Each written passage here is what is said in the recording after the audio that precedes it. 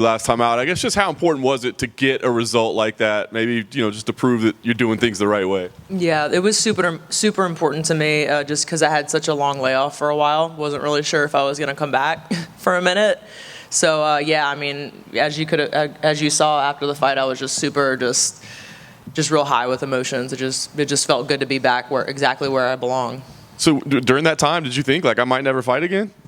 There was a point in time a year ago where I was talking to my coach Saif, and I was like, I don't know, coach, I just don't know if this is in the cards for me anymore. I had that moment, and I know a lot of professional athletes, fighters go through those trials and tribulations. It's real, the feelings are real, and he just kind of laughed when I was really serious about it.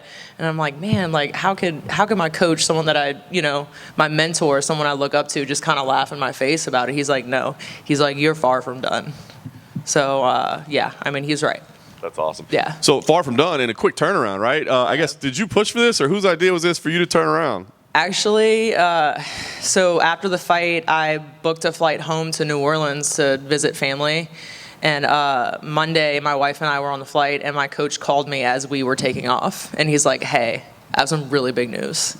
And he told me, and I was like, man, I don't know how I'm going to enjoy this vacation, but just coming off that big win, I was like, let's do it. I've had this layoff. I was borderline about coming back, and my headspace, my mental, everything has grown so much. I was like, let's just do it. I'm excited. This is the biggest opportunity of my life. And, I'm just very grateful, and it must mean that, Dana and Mick, they believe in me. So, and I want to show that. I want to prove it. That's awesome. How challenging is it at 35 though, right? Was it maybe good that you had to know, just stay in shape and stay at that weight, or how challenging is it? Well, I mean, honestly, the last year and a half, I mean, I know I was going through a bit of stuff right there and then, but in the midst of not knowing what was going to be next for me, I just stayed consistent.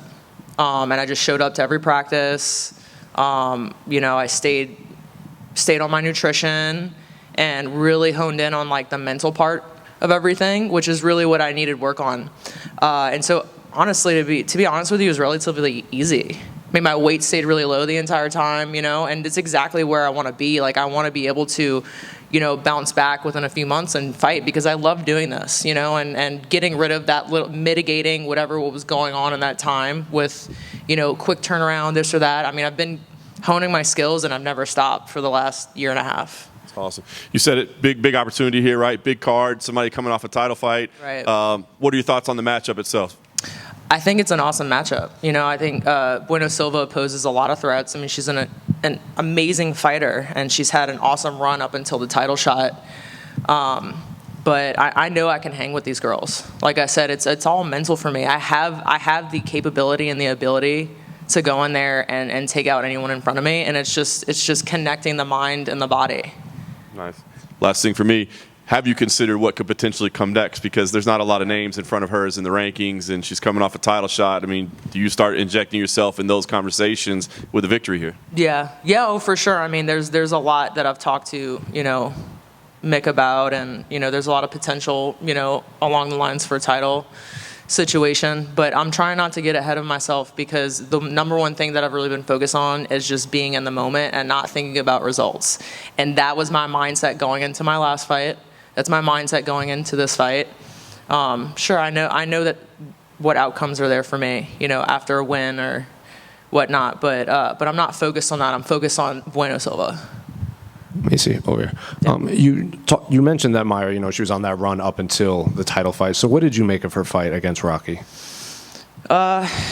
I mean, just like I've been watching in all of her fights, I mean, her first few rounds are really exhilarating. I mean, she's kind of crazy, and she puts a pace, and she goes exactly for what she's looking for. But I really kind of saw what I think is a lot to do with her mindset. I don't think she has the right mindset right now. I think she's kind of a mess. And it showed in the fourth and fifth round of the fight. You're in a title fight and you're laying on your back. I've heard some stuff that she ruptured an eardrum. It's understandable. Injuries, I mean, you have to mitigate and do what you can in a fight.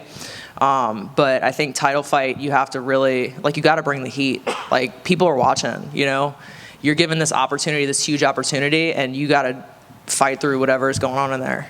It just seems from the outside looking in, a lot of her submissions are when she gets pressed against the fence, like she's a reactive submission grappler. Is it that like cut and dry, like don't push her up against the fence, or do you kind of see other holes that maybe we're not seeing?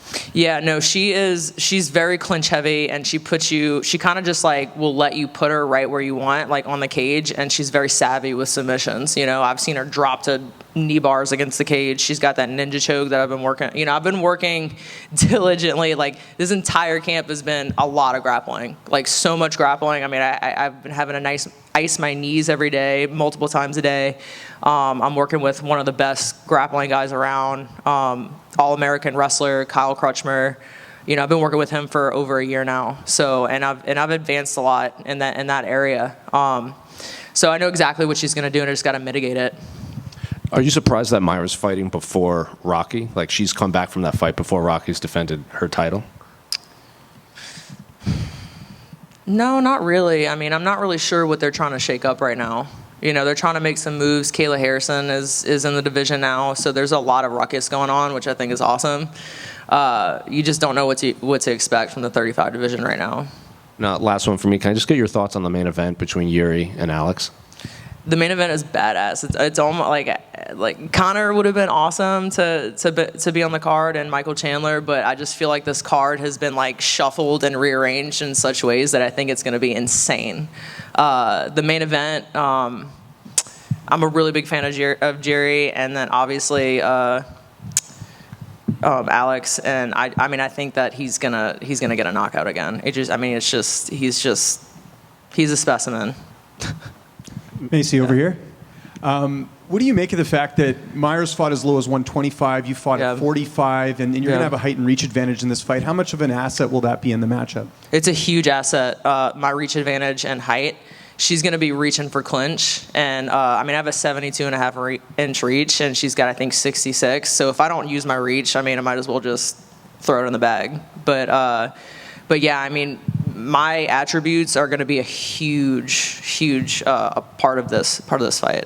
You talked about her sort of mental state and talking about, in the title fight and everything, and you've gone through a lot. You sort of alluded to, some of the health issues you've had over the years. You've really battled a lot outside the cage, even just getting to the fight. How much, again, for you, just going through all that is an advantage in this fight just from the mental standpoint? Well, the trials and tribulations that I've gone through in my life, and I think most fighters, that is an asset for me. I use that, I use that to my advantage, and I use it knowing that I've been through some really tough shit, right? It's like fighting is fun for me. It's easy, right? So yeah, I think, and it showed in my last fight. Everything bottled up, but being able to feel like that and use that as an asset, but also being calm in the storm is like a really big part of it. So I think it's almost going to be a battle of like the mental between Bueno Silva and I. Do you want to see Juliana Pena and Raquel Pennington next? Is that the fight you think does make sense? Or with Kayla coming into the division, would you rather see her get the opportunity? I really want to see Kayla fight Norma Dumont. I think that would be an awesome matchup. They're both very bigger physical women. And I really want to see how Kayla does against someone with that kind of caliber and power and physicality to him. And then, yeah, I wouldn't mind, Juliana Pena versus Raquel. And just last one for me, do you look at a fight with Kayla down the line? And again, just with the fact that Kayla also fought in a bigger weight class, she's making the move down to 135. Is that a fight you kind of eyeing in the future with you and Kayla? Of course. When she made her UFC debut, I was talking to my coach this is a possibility, So I don't know what they're going to do matchup-wise after, but, they're stirring some shit up. But yeah, it's possible. Macy over here, just want to piggyback on that one. What did you think of Kayla Harrison at 135? Because that was obviously one of the big questions. How would she do in this lower weight class? To be honest with you, I thought it was extremely impressive that she made 135. She's a big girl, and she's been competing at a bigger size for a long time. But she's also professional, and she works with my nutritionist, Eric Pena, as well. And he's an awesome person, and someone of that caliber that has, acquired an Olympic gold medal, PFL titles and all that stuff. There was doubt that she was going to be able to sustain 35, but she's a professional, and she's been doing this since she was young. So, yeah, it just shows of her caliber. But My question is you know, is she going to be able to sustain it? I mean, that's a large. She's got a lot of muscle. It's a large cut for her, you know. So we'll see. It just time will tell. I mean, she made such a great performance when she got into the UFC that, you know, she might be in a position to where she can maybe have a little bit of time in between fights, you know. There's sometimes this talk about, you know, someone making a statement that would entice an Amanda Nunes to come back. Do you feel like that should be the carrot that people are chasing, or do you feel like that's maybe unfair? Like, hey, let's just do our thing. It's a new chapter now. I mean, I don't want to say unfair, you know. I definitely don't think that Amanda's completely done. I think she wanted to take a step back to see what the 35 division could do, you know, since she was such a dominant title holder. So, I mean, it seems like she's probably most likely going to come back. Thank you. Got one back here. Yeah. Macy, you've talked about where you're at mentally now. Yeah. What do you attribute to getting to that place and having the mental strength that you have now? Yeah, so when you get to a place of, I want to consider last year for me, almost rock bottom is like, where do you go from there, right?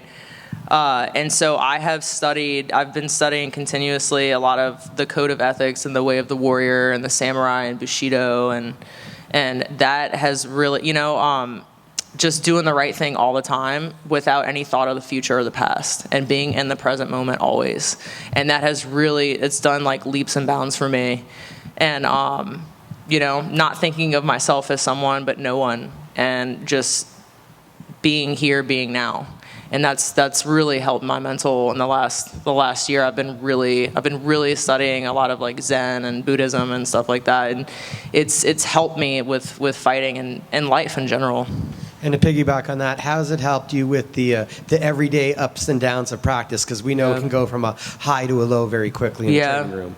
Well, yeah, training always goes high and low, right? And it's just having a feeling it, and then just not letting it consume you, right? Because I got to be able to do the next thing. I can't stay so consumed by this one feeling to where now I can't do the next. It's the same with fighting. Like if I get upset because I got hit in this one position, I got to keep moving forward. There's no time to dwell. You have to just keep going.